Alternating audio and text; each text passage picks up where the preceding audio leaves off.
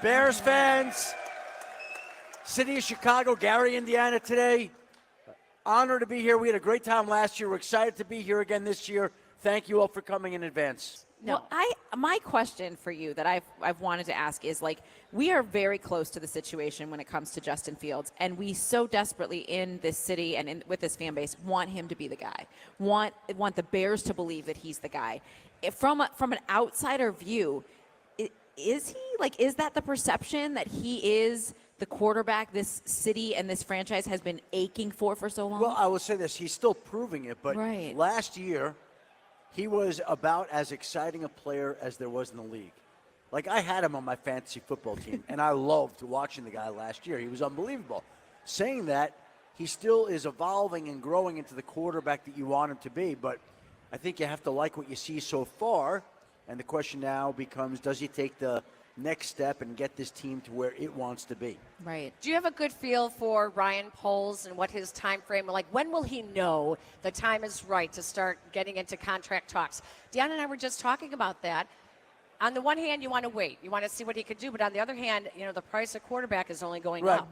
I would say this, that the price will go up because at some point in time, whether it's a week or a month or the next year, Joe Burrow's contract is going to get done. And when Joe Burrow's contract gets done, it's going to make him the highest paid player in football history. And I don't know what the number will be, but I would guess somewhere in the vicinity, who knows, $55 million a year. We'll just throw that out there, right? Wow. So this will be a huge year for Justin Fields and the Bears, because if he plays the way that the organization wants, the way that everybody here hopes, he's going to be eligible for the contract extension for the first time. And you can go pay him at that point in time, or he could wait. Again, there's so much money at stake for Justin Fields. Like, if he turns into the player that people think, he will be a $50+ million a year player. Easy. Wow. And if he doesn't, then the organization is back in the market for a quarterback, and that's not going to be a spot that they want to be. So you want to be in a position where you have to pay Justin Fields well in excess of $50 million a year. You want that to happen. From what you know, though, of Ryan Poles, from my observation, I feel like he will patiently wait. He's not in a rush to get to figure this out, right? I don't think so, right? By the way, you have this whole year. Yeah. It's going to become very apparent that Justin Fields is or isn't the guy over the course of this year. They've already seen him take the steps that they wanted to in the first year, and now it's the second year. And like I said, if he keeps going and building and improving, then they're going to want to pay him. But if that doesn't happen this year, then it becomes a little problematic. Yeah. I want to talk about Yannick Ngakoue. I thought it was very interesting that he ended up with the Bears here again on a one-year deal. The most he's ever had is a 2-year contract since he became trade. Yeah. I think it was Vegas that gave him the 2-year deal. What will it take for him to be happy and to settle somewhere for longer than a one-year deal? It's kind of weird because the guy's been a productive player and he's bounced around, and everybody is looking for a pass rusher. Right. Everybody. Yes. And he, for whatever reason, has had a hard time finding a long-time home. Again, I'll just say it this way. If he plays the way that he wants, the Bears will keep him around. And if he doesn't, he'll be looking for another new team. But they're excited to have him. They had one of the worst, if not the worst, pass rushes in the league last year. They needed to do something. And so very rarely in the first week of August, which was when they signed him, I think it was the night of the Hall of Fame game, that Thursday night, very rarely do you see a player make that kind of money who's on the street at this late date. But it speaks to, number one, the type of player he can be, and number two, the Bears needed the position, which was extreme. Well, in light of that, like now we're hearing news that they've granted Trevis Gipson the opportunity to seek a trade if he wants to. Is he even a commodity? I mean, he would have been like the last guy in that room, right? I mean, I haven't heard a lot of talk around the league about it, but look, Tuesday, 4 p.m. Eastern, 3 p.m. Central is the roster cut down. So every team's going from 90 to 53. 16 are eligible to be brought back on the practice squad. You're going to see probably a dozen little minor trades go down. I mean, just as teams are looking to round out their roster, that kind of stuff, those talks are going on. I'm very curious your take on this. One of the interesting points about Trevis Gipson is he has new representation. He's with Clutch Sports right now. And Clutch Sports has forever been an NBA. That's LeBron James' buddies, and they're the guys that are running Clutch. But Clutch is also known as the athletes empowerment type of agency. I don't know about that. No? No, I don't think so. I was curious, you don't often hear guys demanding trades in the NFL but this is what his representation might be doing. Yeah, I don't know the fact that he's changed agents and with Clutch is an indication of where he's at or where he wants to be. There are a lot of reasons that athletes change agents. I don't even know whose old agency was, but oftentimes they're looking to change their contract, change their situation. Mm-hmm. They just feel like they want to shake it up a little bit and bring some new perspective into the situation. Obviously, that's how he felt one way or another, whatever it is that he's seeking, a trade, more money, whatever it may be. So he's just hoping that I think a new group can shake it up and get it more along the lines of what he's looking for. Chris Jones is another name that keeps coming up. What's going to happen? And how are the Bears keep getting mentioned with Chris Jones, Jonathan Taylor? I could see Chris Jones. Well, they're not in on Jonathan Taylor. They're not in. They're not in. Definitely. What can you tell us about Jonathan Taylor? They're not in. Who is? Well, there are a lot of teams that would like to be, and I'm sure even the Bears would be interested in being, but you got to pay the Colts and you got to pay the player. Mm-hmm. So all I'm telling you is the Bears won't be trading for Jonathan Taylor. I don't know if anybody will. It's a lot to give up for any one player. That'll be, I think, probably the big situation by Tuesday. There may be some other things that happen. Like I said, there's going to be a lot of little trades. The question is there a big trade?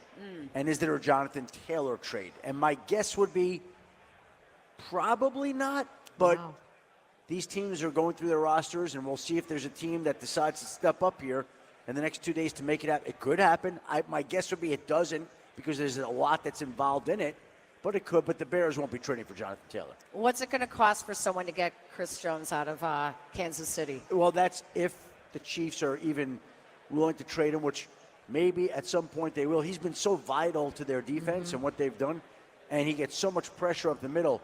It's very valuable. But the fact of the matter is the two sides, they've had no contact. Like, they're not even talking. It's really weird. And he's got a year left on his deal, and I think he's due to make about $20 million this year. Wow. And they need him, and it doesn't sound like they're willing to, it doesn't sound like they're willing to pay him what he wants. Wow. And it sounds like he's asking for a lot. And I'm all for players getting whatever they can when they can. But the regular season for the Chiefs opens a week from Thursday. Yeah. A week from Thursday. So we're talking about 11 days away or so, and they're nowhere with Chris Jones right now. Now, again, all it takes is a series of calls, and it can change pretty quick.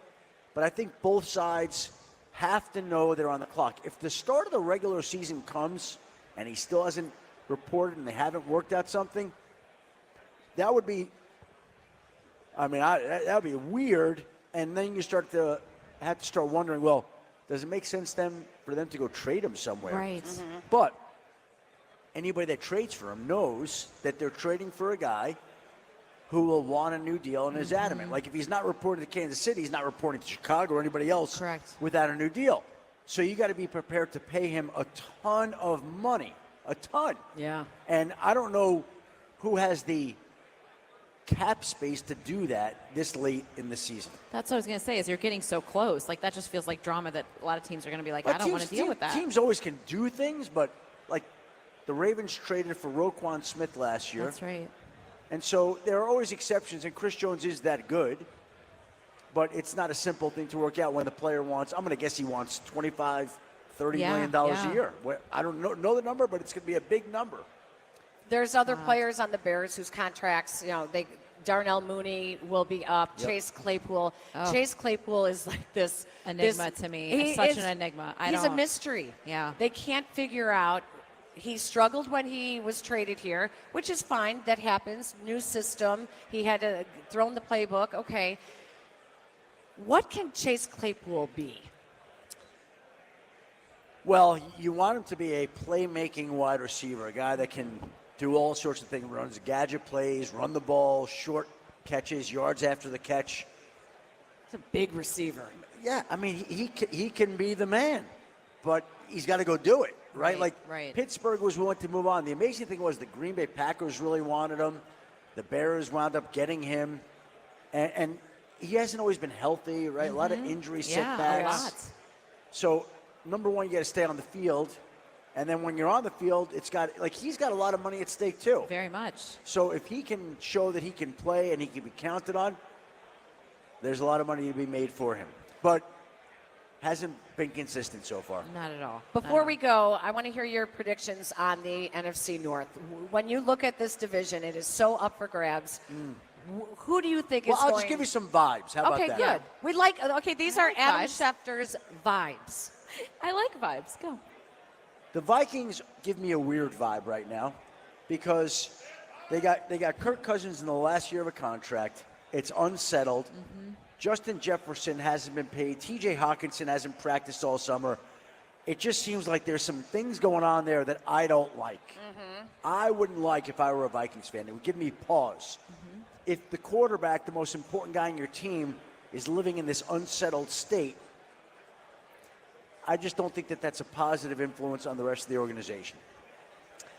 The Green Bay Packers, I believe people are underestimating. I believe that they're going to be better than people think.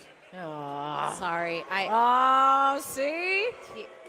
I've watched. I'm just the giving it little to you I've like watched, I feel it. That's it. I agree. Don't be mad at the messenger. I think Jordan Love is going to be pretty good, and they were a pretty good team before. Now, the Bears, on the other hand. Wait, hold on. Let me give you another one. The Lions. Yeah, they're okay. I'm a little worried about.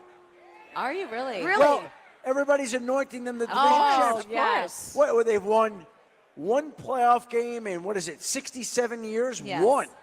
So I'd like to see them win another playoff game, more than one in 67 years, before I'm ready to anoint them as one of the primary threats in the NFC. I'm not ready to go there. They have a good team. They've got talent. I want to see it first before we put the Lions into this area where people have talked about them this summer. And the Bears are on the way up. They're going exactly the way you'd like them to be. They still have things to prove. They still have holes to address. They won't be worse than last year because they had the number one pick. So they're on the way up. So there you go.